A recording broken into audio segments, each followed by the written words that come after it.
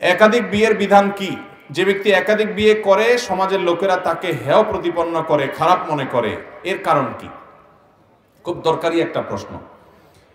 কোন পুরুষ তিনি যদি একের অধিক বিবাহ করতে চান, তার যদি সেরকম শারীরিক এবং আর্থিক সক্ষমতা থাকে, ইসলাম তার জন্য সেটাকে জায়েজ রেখেছে। সেটা কোনো নাজায়েজ বা হারাম বা খারাপ কাজ না। আমাদের অনেক মা বোন আছেন যারা বলে যে ইসলামের সবই ঠিক আছে, কিন্তু যে পুরুষরা একটার বেশি বিয়ে করার সুযোগ রাখছে ইসলামে, আমি এটাকে পছন্দ করি না। এটা যদি কেউ বলে তাহলে ওই ভদ্র মহিলার সাথে সাথে ইসলাম থেকে খারিজ হয়ে যাবেন, বেঈমান হয়ে যাবেন। মনে রাখবেন, কিছু ভয়াবহ বিষয় আছে কিয়ামতের আগে, এগুলো আমাদের জন্য অনেক বড় ফিতনার বিষয়। এর ভিতরে এটা একটা। আপনারা একটা জিনিস খেয়াল করবেন, বিশেষ করে যারা সিনিয়র আছেন, 40-এর উপরে যাদের বয়স আছে তারা বলতে পারবেন, আর আমাদের বাবাজি যারা অনেক সিনিয়র বয়সী তারা তো আরো ভালো বলতে পারবেন, যে আজ থেকে 30, 40, 50 বছর আগে এদেশে আমাদের দাদারা, নানারা অনেকেই দেখেন, খোঁজ খবর নিলে দেখবেন যে একাধিক বিয়ে তারা করেছেন। দুজন স্ত্রী ছিল, ছিল কি ছিল না? অহরহ ছিল। কিন্তু আজকের সমাজে কোন একজন আলেম, দিনদার মানুষ, ভালো মানুষ, তিনি একাধিক বিয়ে করেছেন এবং উভয় স্ত্রীর হক আদায় করেন। ওই 2 নম্বরে বিয়ে না। অনেক টোকাই, রংবাজ, অনেক খারাপ লোক আছে, বিয়ে কয়েকটা করে, বউ একটারও খোঁজ খবর নেওয়ার কোনো নাম নাই।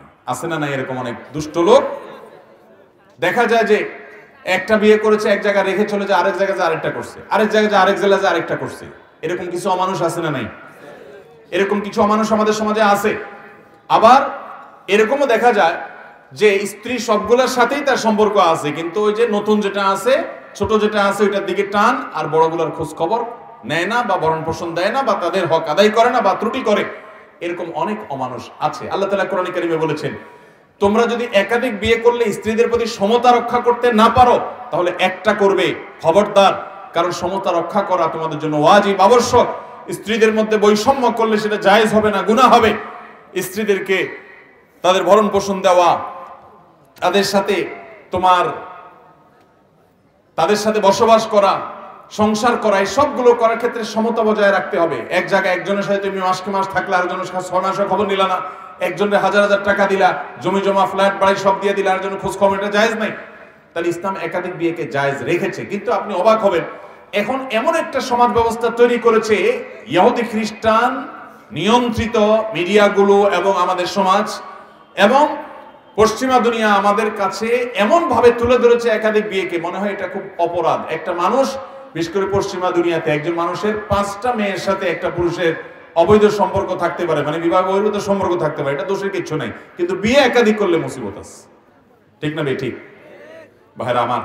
এমনকি আমাদের সমাজে এখন দেখেন যে ছেলে মেয়েরা গুনাহে লিপ্ত হচ্ছে, জেনায় লিপ্ত হচ্ছে, অসামাজিক কার্যকলাপ করছে, এটা নিয়ে মাথা ব্যথা নেই, কিন্তু বিয়ে করলে মাথা ব্যথা আছে।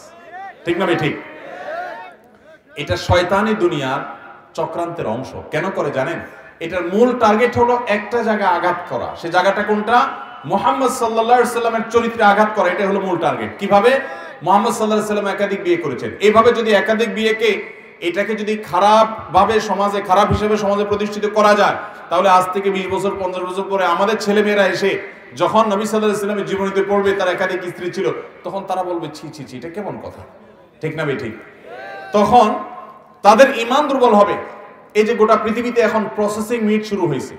প্রসেসিং মিট সম্পর্কে ধারণা আছে না আমাদের? প্রসেসিং মিট মানে কোনো গরুর গোশত না, কোনো মুরগির গোশত না, এটা মেশিনে তৈরি গোশত। বলা হয় যে এই গোশত, এই খাবার, এগুলোর অনেক ফজিলত আছে। কোন কোন ক্ষেত্রে এই জাতীয় খাবারের ক্ষেত্রে বলা হয় যে এটা আসলটার চেয়ে বেশি, এটাতে পুষ্টিগুণ, খাদ্য শক্তি, হানতান। একটা সময় তো পৃথিবী এটা ব্যাপক আকার ধারণ করবে। পশ্চিমা দুনিয়াতে এখন বিভিন্ন জায়গায় প্রসেসিং চাউল, প্রসেসিং মিট, এটা খুব জনপ্রিয় এবং খুব স্বাভাবিক। বলা হচ্ছে এটা অনেক উপকারী। এই সবগুলো একটা সময় যখন গোটা পৃথিবীতে এস্টাবলিশড করা যাবে, প্রতিষ্ঠিত করা যাবে, তখন দেখবেন আজ থেকে 100 বছর পরে, 200 বছর পরে হয়তোবা আমাদের পরে যে জেনারেশন আসবে, তখন কোনো মোরগ জবাই হবে না, কোনো ছাগল জবাই হবে না, কারণ সবাই প্রসেসিং মিটে অভ্যস্ত হয়ে যাবে। দুনিয়াটা সেভাবে তারা প্রস্তুত করছে। এই ইহুদি নিয়ন্ত্রিত দুনিয়াতে যখন সেটা প্রতিষ্ঠিত হবে, আর কোন বাচ্চা যখন নবী সাল্লাল্লাহু আলাইহি সাল্লামের সিরাত পড়বে, তার জীবনী পড়বে, সেখানে দেখবে যে নবী করিম সাল্লাল্লাহু আলাইহি সাল্লাম ছাগলের অমুক অংশ পছন্দ করতেন, তখন বলবে তিনি ছাগল জবাই করে খেতেন, একটা প্রাণীকে হত্যা করে খেতেন। ছি ছি ছি, বোঝেন নাই কথা? এইভাবে এদের মূল টার্গেটই হলো নবী করিম সাল্লাল্লাহু আলাইহি সাল্লামের চরিত্রে কি করা, আঘাত করা। বিধায় একাধিক বিয়ে, কোন নারী, কোন বোন আমার তার স্বামী আর কোন মেয়েকে বিয়ে করুক, তিনি এটা চান না, এটা চাইতেই পারেন, এটাতে দোষে কিছু না যে আমার স্বামী আমারই থাকুক আর কারোর না হোক। কিন্তু আল্লাহর বিধান যেটা দিয়েছেন সেটার যথার্থতার ব্যাপারে যদি সন্দেহ করেন, সংশয় করেন এবং সেটা যদি তার অশ্রদ্ধা থাকে, না মানেন, তো মনে রাখবেন এটা ঈমান হরণকারী বিষয়। অনেক বিষয় আছে পরীক্ষা, আপনার বুঝে আসবে না, আপনার ভালো লাগবে না, সেটাকে আপনি যদি মানেন তারপর তো জান্নাত পাবেন। সবকিছু আপনার সুবিধা মতো হলে আপনি মানবেন, না হলে মানবেন না, তাহলে কিভাবে জান্নাত আশা করেন? আল্লাহ তাআলা আমাদেরকে এই জাতীয় বিষয়গুলোতে ঈমান রক্ষা করার মতো বিশ্বাস যেন আমাদের থাকে, সেরকম তৌফিক দান করুন এবং আমরা যেন ঈমান হারা হয় এরকম কোনো কথা না বলি।